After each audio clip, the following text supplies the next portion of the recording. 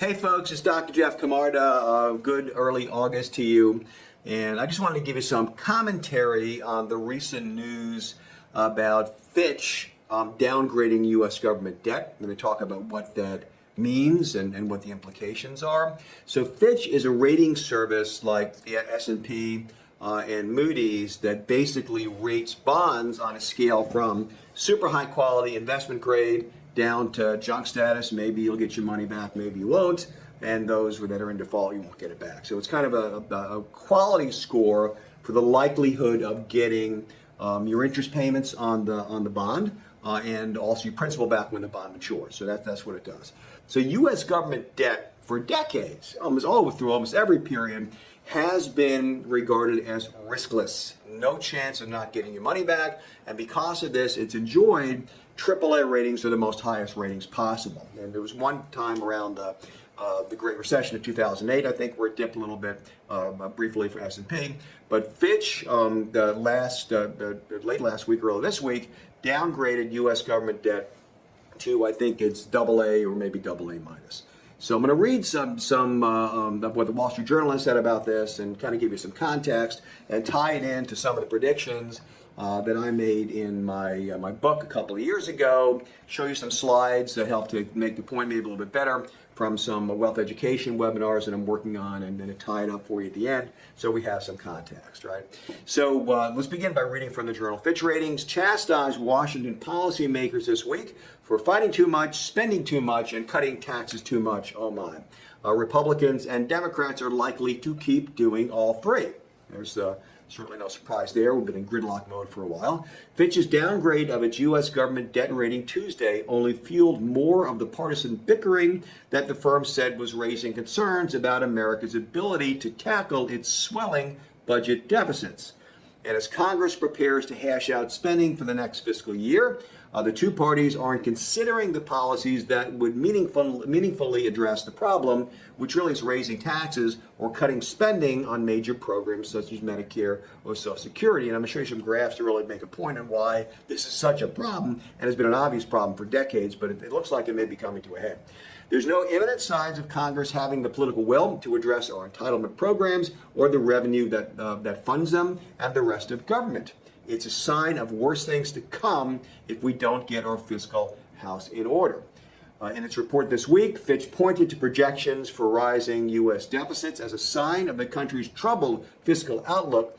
After dropping sharply last year, the gap between spending and revenue, how much comes in, how much goes out, has grown by 170% in the first 9 months of this fiscal year, according to the U.S. Department of Treasury. Factors driving the deficit's growth include higher net interest costs. The U.S. has spent $131 billion more on interest payments so far this fiscal year, a 25% increase from the prior year. Tax revenue has also dropped by 11%. The decision by Fitch Ratings on Tuesday to downgrade U.S. government debt has jolted Wall Street and Washington, but why is anyone surprised? The downgrade actually is to AA plus, not AA minus, from AAA, may even be an overly optimistic assessment, I think it is, of the U.S. Fiscal outlook, and ought to be a warning to the political class, which will predictably ignore it, according to the journal. The rating downgrade of the United States reflects the expected fiscal deterioration over the next 3 years, a high and growing general government debt burden, and the erosion of governance relative to AA and AAA rated peers, other countries, or corporations that are better managed than the U.S. Government over the past 2 decades that has manifested in repeated debt limit standoffs and last-minute resolutions, Fitch said in explaining its decision. The future looks worse, according to the journal. The deficit in the first 9 months of this fiscal year hit $1.4 trillion, up 169% from the same period the year before. The deficit is supposed to shrink when the economy grows, but revenue isn't keeping pace with runaway spending. The debt ceiling deal this year did a little to curtail the spending bulge in the pipeline. Interest on this debt this year is expected to be $663 billion, as Curly Stooge would say. Gee, that's almost $1 trillion, which is $188 billion more than all corporate tax revenue. Let me put that in context. Just the interest on a debt, not paying down the debt, is almost $1/5 of $1 trillion more than all the taxes that come in from big and small corporations, companies like Amazon and Google and so forth, and IBM and GM. Treasury on Monday increased the government's expected borrowing from July to September to $1 trillion from $733 billion, and that's just for 3 months.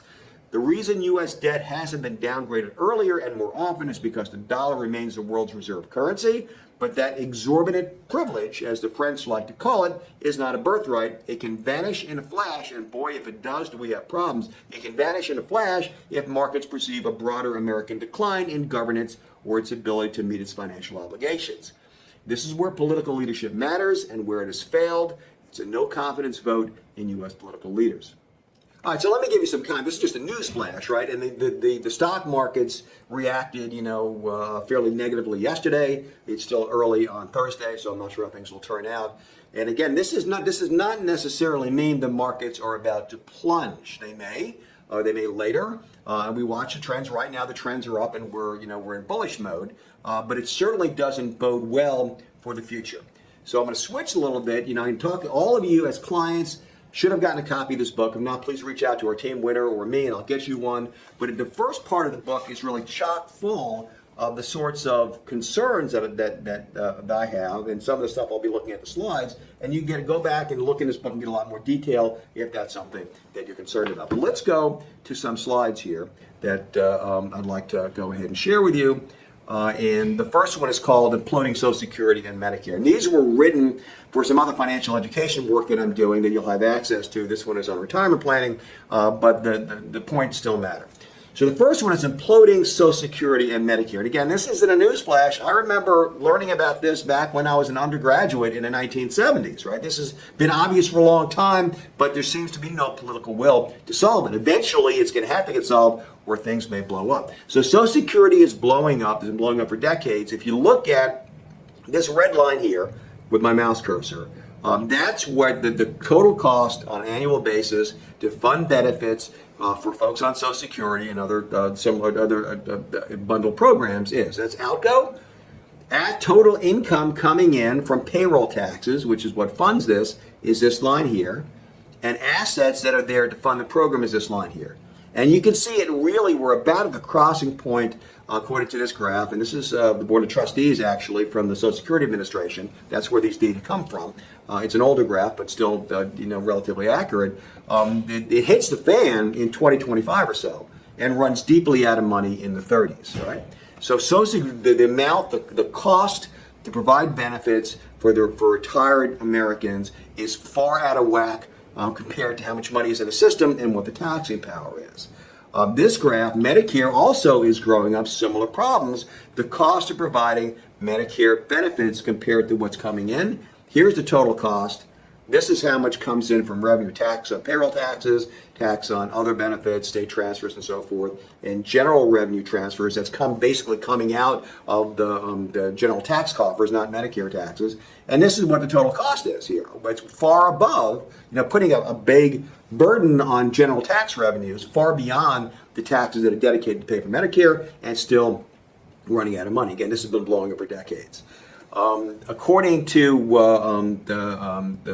this Barron's article, total federal debt held by the public, that's what basically the government sells bonds and takes money in, so this is the government IOUs, is projected at 107% of gross domestic product before the end of the decade, topping the World War II high. That's a lot of debt, folks. That's more than the economy, the total economic output of the American economy in a year.